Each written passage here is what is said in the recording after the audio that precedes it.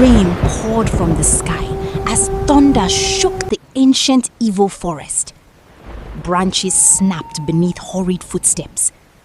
A young woman ran desperately through the darkness. Her breathing was heavy. Her clothes were torn. Mud covered her feet. Fear filled her eyes. She kept looking over her shoulder. Something was chasing her. Something terrifying. Help me! Suddenly, lightning flashed across the sky. For a brief moment, the figure behind her became visible. A giant masked hunter. Tall, powerful, carrying a flaming torch in one hand, a sharp hunting blade in the other. The hunter pushed through the trees like a force of nature. His footsteps echoed through the forest. Closer and closer. Adaeze stumbled over a root and nearly fell. Tears mixed with the rain on her face. "Mother," she cried. Please help me. "Please help me." A strong wind suddenly swept through the forest.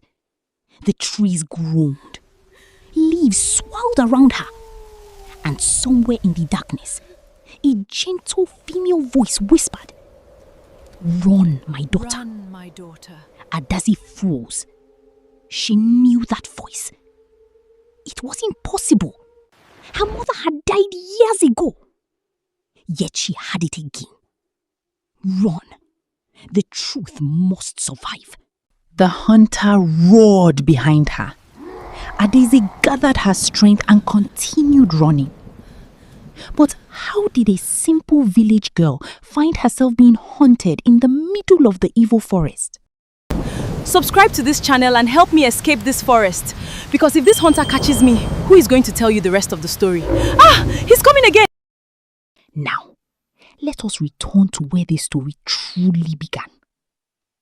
Many months before that terrifying night, in the peaceful kingdom of Umwaku, there lived a young orphan named Adaeze. Her mother had passed away when she was still very young. Since then, life had not been easy. She lived alone in a small mud house at the edge of the village. The roof leaked whenever it rained. Some days she ate only once. Other days she slept hungry. Yet, despite all her struggles, Adaeze never allowed hardship to make her bitter. Every morning before sunrise, she would wake up, sweep her compound, fetch water from the stream, and gather firewood to sell in the market. The villagers knew her as a kind and respectful girl. Whenever an old woman needed help carrying a basket, Adaeze would help. Whenever children were hungry, she shared whatever little food she had. Whenever someone was sick, she would visit and assist them. People often wondered how someone who had so little could still have such a good heart. One afternoon, while returning from the stream, an elderly woman stopped her. The old woman looked tired and struggled to carry a heavy basket. Without hesitation, Adaeze rushed forward. "Mama, let me help you." The woman smiled. "My daughter, may blessings follow you wherever you go." Adaeze smiled back. God bless you, my daughter. "Thank you, Mama." As she continued walking home, she remembered the words her mother had spoken before she died. Those words had stayed in her heart ever since. She remembered sitting beside her mother's bed many years ago. Rain had fallen heavily outside that night. The small hut was lit by only one candle. Her mother had been very weak. She gently held Adaeze's hands and looked into her eyes. "My daughter." Young Adaeze wiped her tears. "Yes, Mother. No matter what happens in life, never abandon goodness." Adaeze nodded. "I promise." Her mother smiled softly. Then she closed her eyes. That was the last conversation they ever had. Since then, Adaeze had done her best to keep that promise. Little did she know that very soon, those words would be tested. One bright morning, the entire kingdom gathered at the royal palace. King Opiora's family was celebrating a special occasion. Musicians played drums, women danced, children laughed. The palace courtyard was filled with excitement. Adaeze happened to be nearby, delivering water pots. As she entered the palace grounds, she noticed the king's son, Prince Chinedu, walking alone near a flower garden. The young prince was admired throughout the kingdom. He was 18 years old, respectful, and loved by many. At first, everything seemed normal. Then something caught Adaeze's attention. A movement in the grass. She froze. Her eyes widened. Slowly emerging from the bushes was a large black cobra. Its body slid silently through the grass. Its eyes were fixed on the prince. The prince had not noticed. The people nearby had not noticed either. Only Adaeze saw the danger. For a moment, her heart pounded. She knew she had only seconds to act. The cobra moved closer. Closer. Closer. Then suddenly, it raised its head. Without thinking, Adaeze dropped her water pot and ran. Prince Chinedu! But before he could react, Adaeze grabbed him and pulled him away. At that exact moment, the cobra struck. The crowd screamed.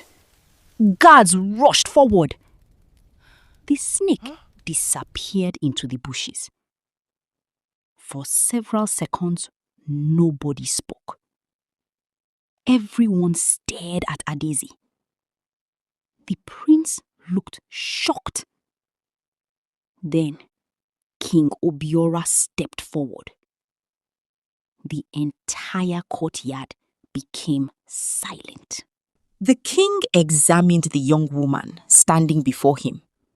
She was breathing heavily. Her clothes were dusty. Yet she remained respectful. "What is your name?" the king asked. "Adaeze, Your Majesty." The king nodded. "You risked yourself to save my son."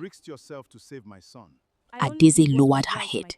From this day onward, "I only did what was right, my king." The king looked impressed.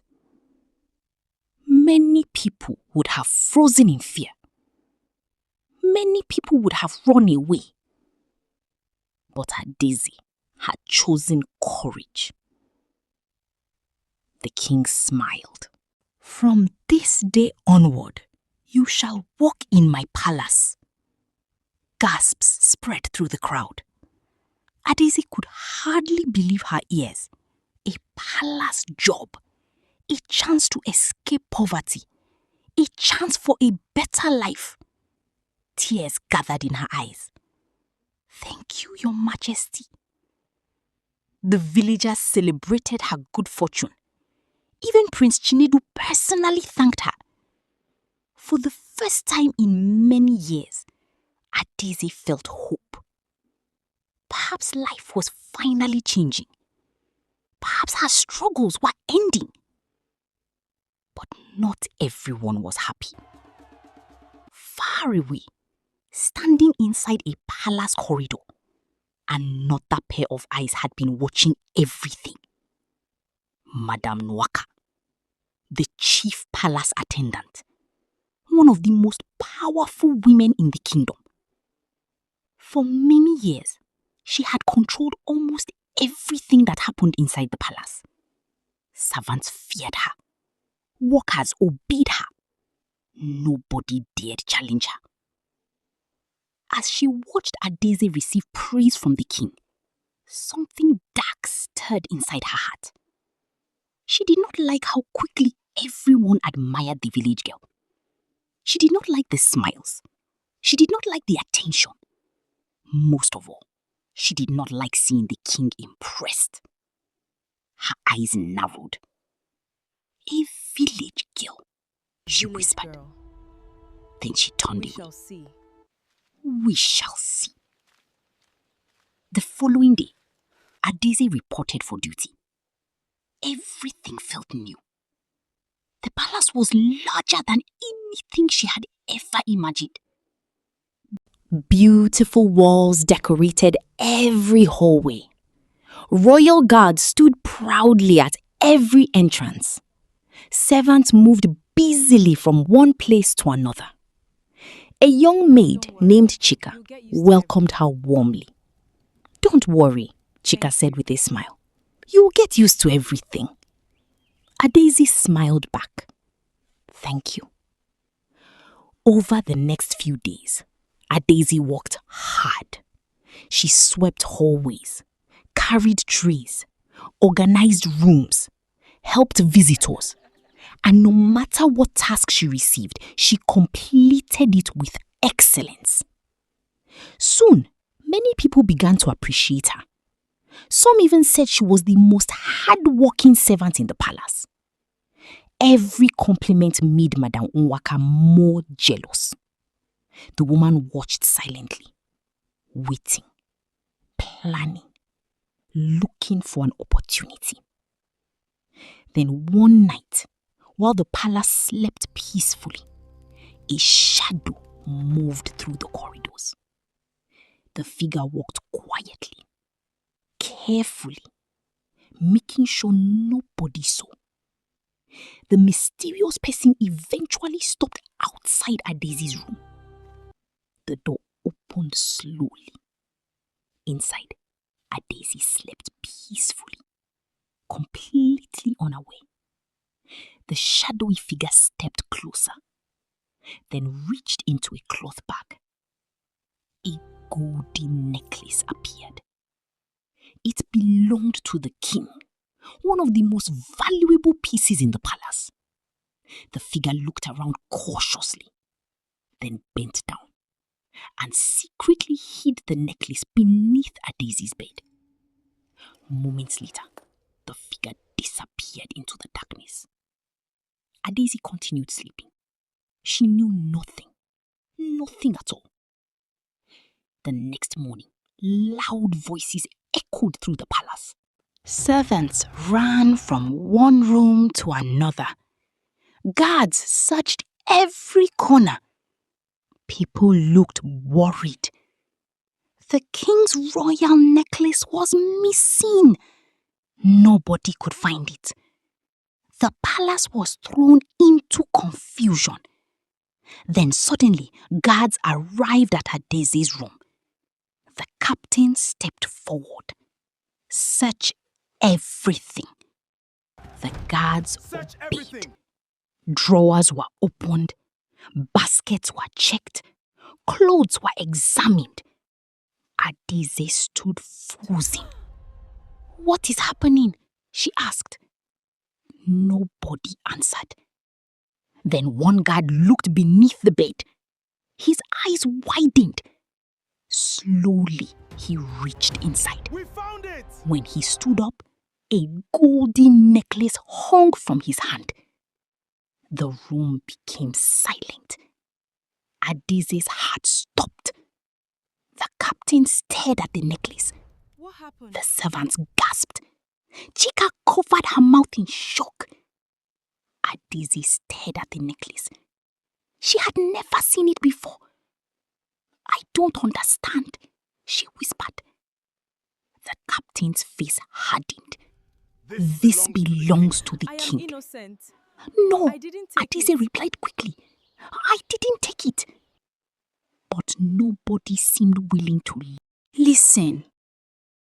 Whispers spread through the room. She stole it. I knew something was wrong. How could she do this? Fear filled Adaeze's eyes. Her dream of a better life was collapsing before her very eyes. She looked around desperately. I am innocent. The guards moved closer. I swear I am innocent. But the necklace was right there, and the evidence seemed impossible to explain. As the palace crowd continued staring at her, Adaeze felt her entire world beginning to crumble. Little did she know, this was only the beginning of a much bigger nightmare.